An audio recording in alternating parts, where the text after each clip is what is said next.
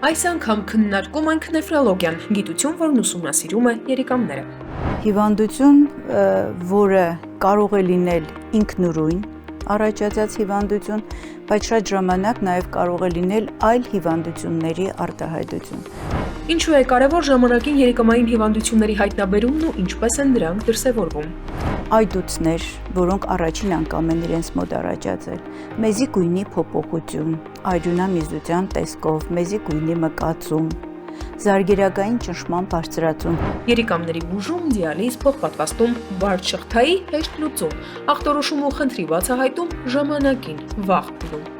երիկամային անբավարարությունը վարվում է կոնսերվատիվ, իրեն հաջորդ էտապը բուժման դա ծրագրային հեմոդիալիզն է, վիրահատականն է դա արդեն երիկամի փոխպատվաստումն է։ Մենք հանդիպում ենք յուրաքանչյուր շաբաթ 21:00-ին։ Առողջարար, տեղեկացվածության ձեր հարթակը։